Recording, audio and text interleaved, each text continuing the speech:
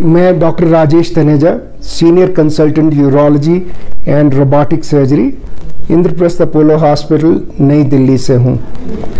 और मेरे कुछ मरीज़ हैं जो यहाँ लेह से मेरे तक आते हैं और उनका मैंने ऑपरेशन किया। उनसे जो मुझे रिगार्ड मिला और उन्होंने मुझे कहा कि हमारे यहाँ बहुत सारे ऐसे मरीज़ हैं जो दिल्ली तक ट्रैवल नहीं कर सकते, पर उनको शायद आप उनको मदद कर सकें। तो मैंने डिसाइड किया कि मैं ही ले चला जाऊंगा और यहाँ पहुंचकर मैं जितने मरीज़ मैं देख पाऊंगा वो मैं देख लूँ। तो मैंने रिक्वेस्ट किया अपोलो हॉस्पिटल का एडमिनिस्ट्रेशन को कि हमारी एक ओपीडी होनी चाहिए लेह में, और मिस्टर दिलीप कपूर हैं यहाँ मेरे राइट में, और मिस्टर वाहिद हैं जिन्होंने मिल के ये ओपीडी को अंजाम किया। इन्होंने बहुत बढ़िया तरीके से इसको ऑर्गेनाइज़ किया है और आज हमारे पास 40 के आसपास मरीज़ हैं ऑलरेडी और भी आ रहे हैं। आने का मकसद एक ही था कि बहुत सारे ऐसे मरीज़ हैं जिनको हम दवाइयों से ही ठीक कर सकते हैं, और वो इतनी दूर दिल्ली आए और मैं दवाई दे दूं, उसके लिए उनके लिए बहुत ज़्यादा इकोनॉमिक कॉस्ट इफ़ेक्टिवनेस नहीं रहती। पैसा बहुत खर्च होता है, और अगर मैं दिल्ली से लेह आ जाऊं और मैं ही उनका यहाँ सब इलाज कर दूं तो सबको फ़ायदा हो सकता है। यही सोचकर हमने लेह में ओपीडी करने की ज़रूरत समझी। अब मेरी स्पेशलिटी ऐसी है कि जैसे हर स्पेशलिटी का एक सर्जन होता है, जैसे हार्ट का, दिमाग का, तो मैं किडनी की सर्जरी का स्पेशलिस्ट हूँ। तो मैं यूरोलॉजिस्ट हूँ, तो किडनी, यूरिनरी ब्लैडर, पेशाब की थैली, प्रोस्टेट, इन सब के जो भी बीमारियाँ होती हैं जिनका इलाज ऑपरेशन से संभव है तो वो मैं करता हूँ। तो कौन सी ऐसी बीमारियाँ होती हैं, जैसे किडनी में पथरियाँ होती हैं, किडनी में ट्यूमर होता है, कैंसर होता है, ब्लैडर में कैंसर हो सकता है, प्रोस्टेट में कैंसर हो सकता है। तो ये सारी बीमारियां जो हैं ये हम डील करते हैं, और अगर इनमें से कोई ऐसी चीज़ निकलती है तो उसका हम ऑपरेशन सजेस्ट करते हैं। बहुत सारी बीमारियां ऐसी भी होती हैं जिनको ऑपरेशन की ज़रूरत नहीं होती। जैसे सबसे आम चीज़ जो है, जो मेल्स में, पुरुषों में होती है 50 साल के ऊपर, वो होती है प्रोस्टेट ग्लैंड एनलार्जमेंट। तो प्रोस्टेट ग्लैंड क्या होता है? वो ब्लैडर के नीचे एक पेशाब के रास्ते में एक ग्लैंड होता है जो कि नॉर्मली वीर्य बनाता है। 50 साल की उम्र के बाद ये ग्लैंड बढ़ना शुरू हो जाता है, और ये बढ़ता है तो पेशाब के बहाव को रोकता है। उसमें क्या होता है कि ब्लैडर खाली नहीं होता, पेशेंट बार बार बाथरूम जाने के लिए शंकित होता है, वो जाता है, वहाँ जाके खड़ा होता है, थोड़ा यूरिन आता है, फिर वापस आ जाता है। थोड़ी देर बाद फिर ऐसा लगता है कि पेशाब आया है, वो फिर जाते हैं।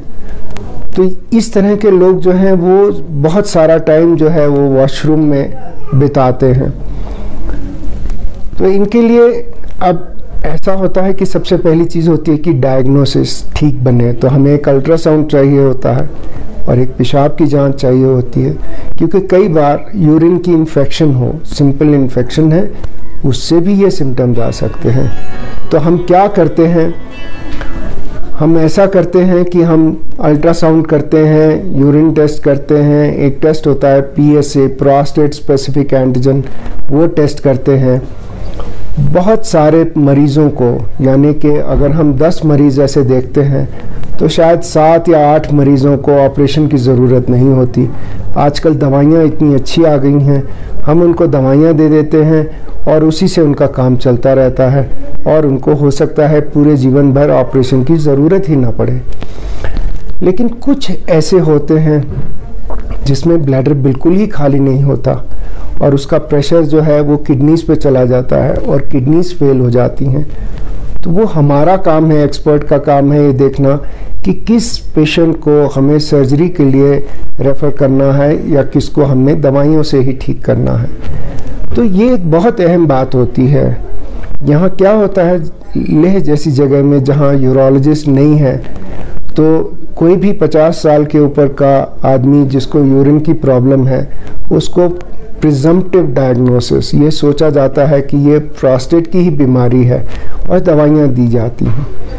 ये बहुत अच्छी बात है क्योंकि कम से कम 70-80% लोग तो ठीक हो जाते हैं, लेकिन 20-25% या 30% लोगों को जिनको ऑपरेशन की ज़रूरत है, उनका ऑपरेशन डिले हो सकता है। तो मेरा लेह में आने का सबसे बड़ा वजह ये है कि मैं ये आइडेंटिफाई कर सकूं कि कौन से लोग जो हैं जिनका ऑपरेशन ज़रूरी है और किनका ऐसा है कि वो दवाइयों से ही चलता रहे। दूसरा एक और होता है कि कुछ लोगों में प्रोस्टेट में कैंसर हो जाता है, तो उसके सिम्टम्स भी बिल्कुल बिनाइन प्रोस्टेटिक हाइपरप्लेजिया जैसे होते हैं, या जैसे आम प्रोस्टेट बढ़ता है उसके जैसे ही होता है। तो ये बता पाना आम लोगों के लिए बड़ा मुश्किल होता है कि ये कैंसर वाला प्रोस्टेट है या आम जो बीमारी होती है प्रोस्टेट की वो है। तो मेरा काम यहाँ पे आता है, मैं डिफ्रेंशिएट कर सकता हूँ, अलग अलग कर सकता हूँ, और ऐसे मरीज़ जिनमें कि प्रोस्टेट कैंसर की संभावना है उनको जल्दी पकड़ा जाए, अर्ली डिटेक्शन हम बोलते हैं उसको। अगर हम उसे जल्दी पकड़ेंगे तो कैंसर का इलाज बिल्कुल संभव है, और अगर हम चूक जाते हैं 6-8 महीना 1 साल तो वो कैंसर फैल जाता है। फिर हम पछताते हैं कि अरे पहले किसी यूरोलॉजिस्ट ने देख लिया होता तो शायद दवाई की जगह डायग्नोसिस बना लेते और दूसरी तरीके का इलाज शुरू हो जाता। तो यूरोलॉजिस्ट का होना बहुत ज़रूरी है, क्योंकि इस तरह के जो लोग होते हैं 50 वर्ष के ऊपर जिनको यूरिन की प्रॉब्लम होती है, उनमें डिफ्रेंशिएट करना कि किसको ऑपरेशन की ज़रूरत है, किस में कैंसर हो सकता है, क्योंकि ये बहुत बारीक डिफरेंसेस होते हैं और इनको केवल एक एक्सपर्ट यूरोलॉजिस्ट ही ढूंढ सकता है। दूसरी एक बड़ी समस्या होती है जो कि और बुज़ुर्ग हो जाते हैं, उनकी समस्या होती है कि पेशाब निकल जाता है, कंट्रोल नहीं होता। घर में बहू जो होती है वो ससुर को बोलती हैं कि अरे तुम कंट्रोल नहीं करते, मेरे को बार बार सफाई करनी पड़ती है, मेरे को कपड़े धोने पड़ते हैं। तो ये बहुत एम्बैरसिंग होता है, बहुत मुश्किल हो जाता है। बुज़ुर्ग बेचारे जो हैं वो बहुत अपमानित महसूस करते हैं, और इसको टेक्निकली यूरिनरी इनकॉन्टिनेंस बोलते हैं। तो हमारा काम है इनकॉन्टिनेंस की वजह ढूंढना। बहुत प्रकार की इनकॉन्टिनेंस होती है, तो हमारा काम है कि किस वजह से इनकॉन्टिनेंस हो रही है और क्या हम कोई दवाई ऐसी दे सकते हैं जिससे इनकॉन्टिनेंस ठीक हो जाए। तो वो सबके लिए बहुत अच्छा है। आप देखिए, अगर आपके घर में एक बुज़ुर्ग हैं जिनको पेशाब निकल जाता है तो पूरा घर जो है वो त्रस्त हो जाता है। आए दिन घर में कलेश होता है, लड़ाई होती है कि देखो ये बाबूजी जो हैं ये मानते नहीं हैं, ये कंट्रोल नहीं कर पाते, और वो एक्सेप्ट नहीं करना चाहते कि मैं कंट्रोल नहीं कर पाता। तो देखिए, अगर हम इनको दवाई दे दें सही टाइम पे और सही दवाई दे दें तो पूरी फैमिली जो है उसमें शांति हो जाती है, खुशहाली हो जाती है। तो ये भी एक यूरोलॉजिस्ट का काम है। एक और बीमारी जो खासकर लेडीज़ में होती है वो है यूरिनरी ट्रैक्ट इन्फेक्शन, पेशाब के रास्ते में इन्फेक्शन होना। तो लेडीज़ को आमतौर पे इन्फेक्शन हो जाता है, पेशाब बार बार आता है, जलन होती है, दर्द होता है। रात भर में वो करीब 4-5-6 बार उठती हैं पेशाब के लिए। तो सोचिए अगले दिन वो बच्चों का टिफ़िन कैसे बनाएंगे, हस्बैंड का खाना कैसे बनाएंगी, घर कैसे संभालेंगी अगर वो रात भर यूरिन के लिए ही उठती रहें। तो ये बार बार इन्फेक्शन होता है, तो इसको हम बोलते हैं रिकरेंट यूरिनरी इन्फेक्शन। तो एज ए यूरोलॉजिस्ट मेरा काम है ढूंढना कि ऐसा क्या है जो उनके पेशाब की थैली को बार बार इन्फेक्शन हो रहा है और उसको आइडेंटिफाई करना और उसका सही इलाज करना। तो हमारी साइंस तरक्की कर गई है इतनी कि हम आइडेंटिफाई कर लेते हैं कि ये वजह है, और अगर हम वजह ढूंढ सकते हैं और वजह का इलाज कर सकते हैं तो इन्फेक्शन ख़त्म हो जाता है। ये भी एक बहुत इम्पॉर्टेंट पहलू होता है यूरोलॉजिस्ट का। एक और बहुत इम्पॉर्टेंट चीज़ होती है इनफर्टिलिटी। जैसे लोगों की शादी हो गई और वो बच्चा ट्राई कर रहे हैं कि बच्चा हो जाए और नहीं होता, तो 50% कपल्स में ऐसा होता है कि मेल फैक्टर होता है कि आदमी जो है उसका सीमेन में डिफेक्ट है। तो ऐसे में वो उनको एक यूरोलॉजिस्ट की ज़रूरत पड़ती है। तो हम देखते हैं कि सीमेन में क्या डिफेक्ट है, क्यों है और उसका क्या किया जा सकता है। बहुत सारी चीज़ें होती हैं। बहुत बार तो हम दवाइयों से ही ठीक कर देते हैं, लेकिन कुछ बीमारियां ऐसी होती हैं जिनके लिए हमें ऑपरेशन करना पड़ता है। माइक्रो सर्जिकल ऑपरेशन कहते हैं उसको। तो वो ऑपरेशन जो है वो अगर हम आइडेंटिफाई करें तभी हो सकता है, लेकिन मेजॉरिटी को हम दवाइयों से ठीक कर सकते हैं।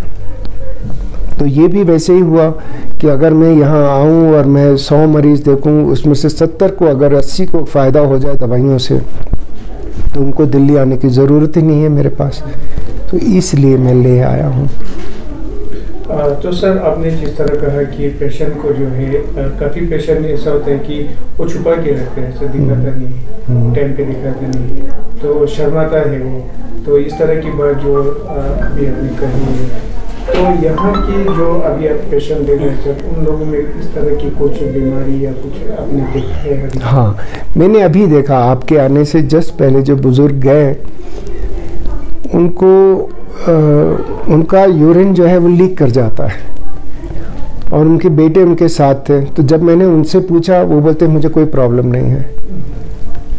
और उनके बेटे ने कहा कि देखो मैं बैठा हूँ तो मेरे सामने बता नहीं रहे हैं, लेकिन मैं आपको बता रहा हूँ कि रोज़ रात को इनका बेड गीला हो जाता है और दिन में हर आधे घंटे में यूरिन करने जा रहे हैं, क्योंकि वो डरते हैं कि अगर मैं कह दूँगा तो हो सकता है मेरा ऑपरेशन कर दें, हो सकता है मेरे बच्चे के पास पैसे ना हो, उसके ऊपर फाइनेंशियल बर्डन बन जाए, कुछ भी हो सकता है।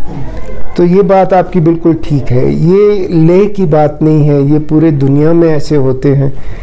आदमी जो है वो डिनाई करता है अपनी बीमारी को, औरत छुपाती नहीं है, आदमी बहुत छुपाते हैं, क्योंकि आदमी की ईगो बहुत होती है। मेल ईगो जो है वो बहुत सारी चीज़ों को छुपाती है, जैसे यूरिन की प्रॉब्लम खासकर, या सेक्सुअल डिसफंक्शन कि वो सेक्स नहीं कर पा रहा है।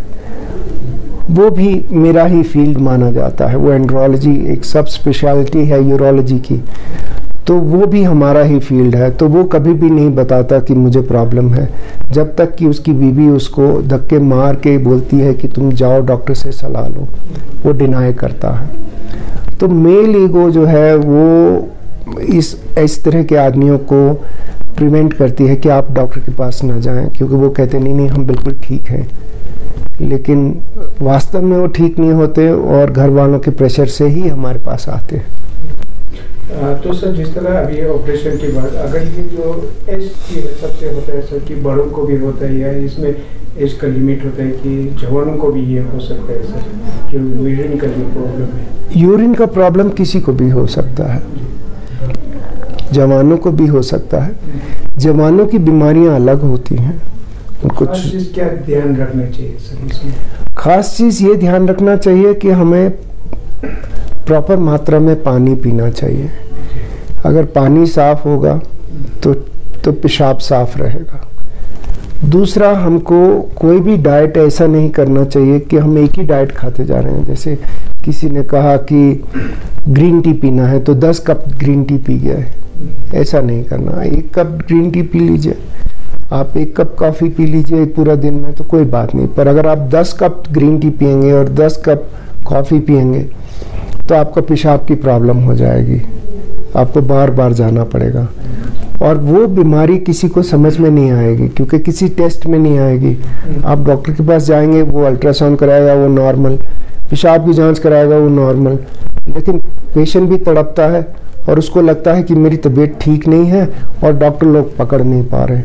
और प्रॉब्लम क्या होता है? डाइट में प्रॉब्लम होता है। तो इसीलिए मैं हिदायत दूंगा कि आप अपने डाइट का ख्याल रखें और कोई भी चीज़ एक्सेस में, अति में नहीं लेना चाहिए। सब बैलेंस डाइट में सब कुछ खाया जा सकता है। एक और चीज़ है, जैसे कोविड हुआ तो बहुत सारे लोग काढ़ा पीते हैं, मसाला टी पीते हैं, चाय में अदरक लौंग दालचीनी डाल के खाते हैं, पीते हैं, वो काली मिर्च डाल लेते हैं। तो ये सब चीज़ें जो हैं ये बहुत तीखी होती हैं और ये ब्लैडर को जला देती हैं। जो पेशाब की थैली है उसको जला देती हैं। तो मैं ये कहूँगा कि अगर आप सोचें आपके घरों में ये कब इस तरह की चाय बनती थी, जब बच्चा बीमार होता था, उसको ज़ुकाम होता था, साल में 1 बार या 2 बार, और यहाँ क्या हो गया है, दिन में 2 बार पी रहे हैं लोग और उनका ब्लैडर जो है वो झुलस गया है।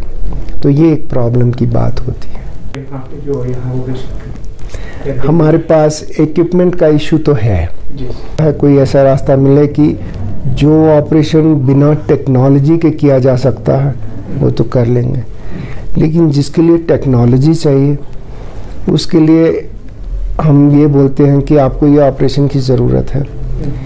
आप दिल्ली आ सको तो मैं रहूँगा, दिल्ली नहीं आ सको तो आप जम्मू चले जाओ, श्रीनगर चले जाओ, और वहाँ बिल्कुल टेक्नोलॉजी भी है, स्पेशलिस्ट भी हैं, तो वहाँ से करा लें।